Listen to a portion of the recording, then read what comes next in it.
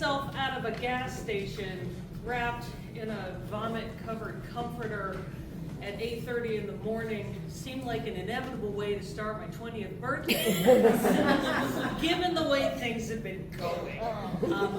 Middle of January, I'd just gotten back from Christmas with my folks, where I had to tell them that the unchecked mental illness that I've been struggling with since I was 11 had descended into an addiction where I was drinking and putting whatever I could in my mouth. Don't ask questions. And so my GPA had become a reasonable gas price, even by 2003 standards. And I wasn't really looking forward to seeing them on my birthday so I could tell them again that it hadn't gotten better.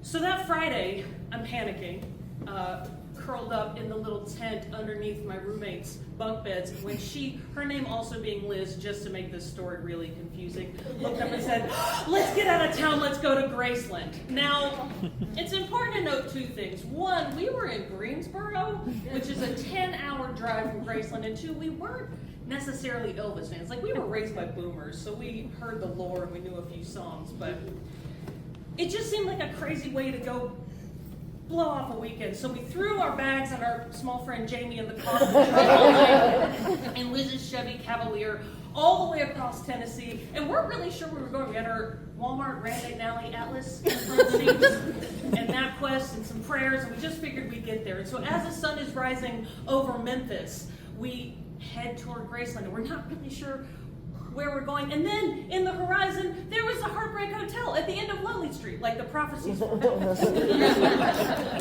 And so we walk up to reception and we're like, "Hey, can we have a room?" And it's the week after Elvis's birthday, so everything is dead. It's mid-season, no tourists are in town. Yeah, sure, whatever. So we wash up, we take little naps, and then we go see Graceland, or as I like to call it, the house that cocaine built.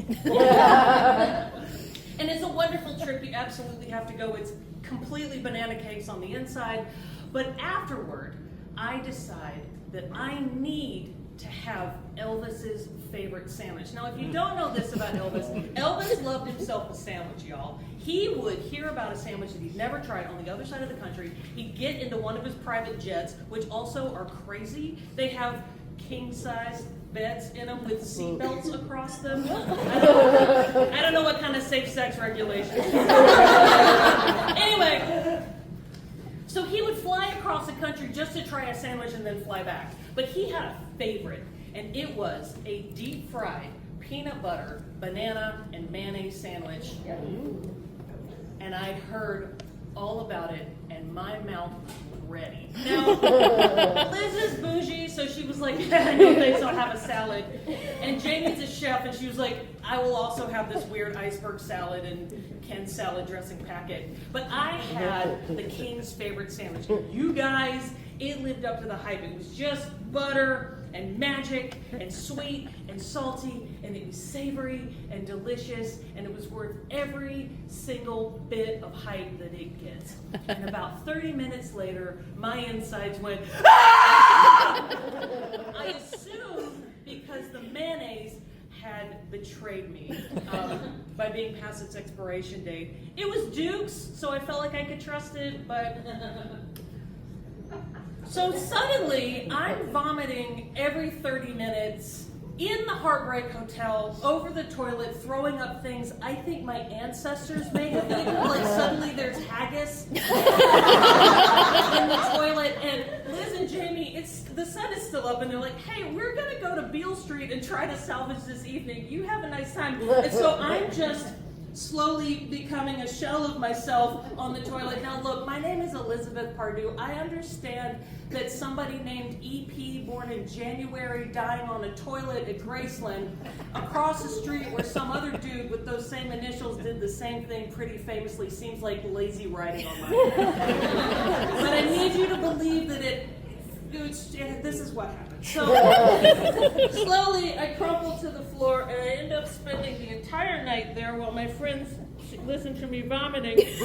Liz ends up sleeping in the hallway to escape the sound of me purging. And so as the morning rises, they're not sure if they should take me to the ER or if they should have a seance and try to exercise whatever was inside. But they wrapped me in the comforter from the Heartbreak Hotel, which was just kind of a boring floral plant. I was disappointed. Anyway, they wrap me in this blanket. They throw me in the back of the Chevy Cavalier. They stop off at this gas station, and they're just deciding, okay, do we take her to the hospital? She seems really pale.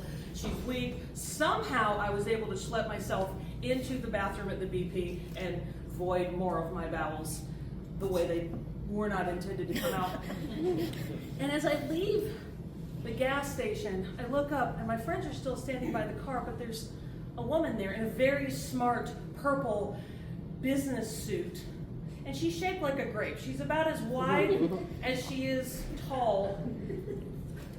And she senses me coming, I assume, because her head whips around and she starts scuttling over to me, and she comes right up to me. She's like, "Good morning, my child. My name is Regina Victoria. That means the Queen that reigns victorious. Let us meet and be friends." And before I can do anything, she has reached inside of my cocoon of filth and she has grabbed my hand. Now, I was raised in the South and was raised in churches. So I know that on a Sunday morning, when a smartly dressed woman is coming up to me that wants to meet and be friends, it is my obligation to hold eye contact with her and let her do all her prayers.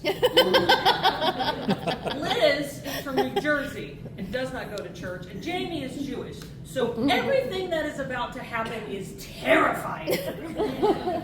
The Queen Regina Victoria, the Queen that reigns victorious, begins her prayer. "Dear Heavenly Father, we'd like to thank you for this day. We'd like to thank you for this morning. We'd like to thank you for the blessings that you laid upon us in Jesus!" And when she yells Jesus, Jamie levitates off the ground about 6 feet. Liz hits the deck. She's from Jersey. I guess she was looking for a gun or a knife. And I have to signal to them from under my blanket.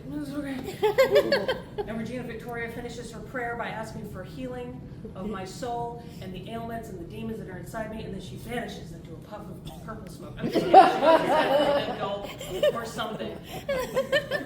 And I shuffle back to the car where my friends are shaking, and we get inside and we're all laughing very nervously.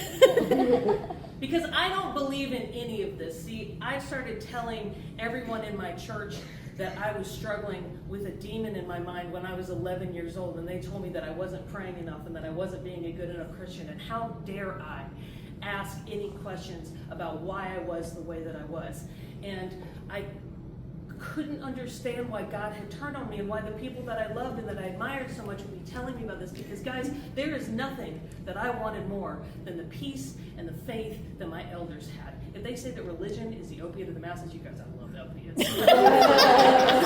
And I wanted that inside me, and instead, all I got were cold shoulders. So by the time I turned 18, I was livid at the church. I was livid at its bullshit rules and the things that people said to ignore the love that I read about in the red words in that book. And it seemed like nobody in those places wanted to do that kind of work. What kind of book club meets for every single week for your whole life and doesn't read fucking red words? Anyway, so I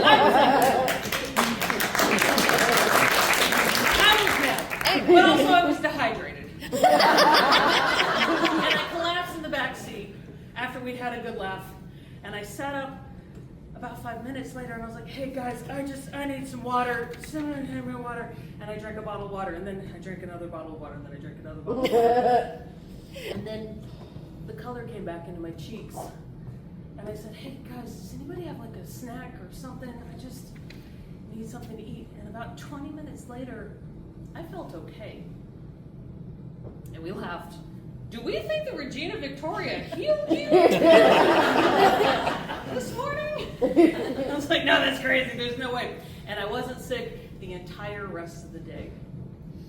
Now, in the next few months, my mental illness completely collapsed upon itself, and I attempted suicide, and I found myself in a hospital for the first time, and then after that, I was in another hospital. But I started reaching out to people to ask them how to get out of this hole. And every time I got a little bit of light in my hand, I'd put it in my pocket, and I would try the things that I was told, and I would take the help that I was given. And then when I met other people who were in the same recovery spaces as me, that I'd take that same light and I would hand it to them. I'd say, here's what I got from this person. And then years later, when I had a daughter of my own who started having the exact same mental illnesses that I had starting in adolescence, I was able to take the light out of my pocket and hand it down to her and help her out of her hole as well.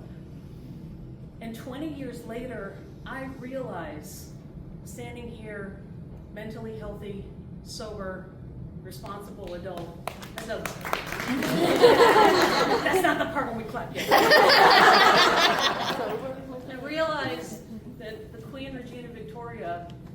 gave me a gift that day.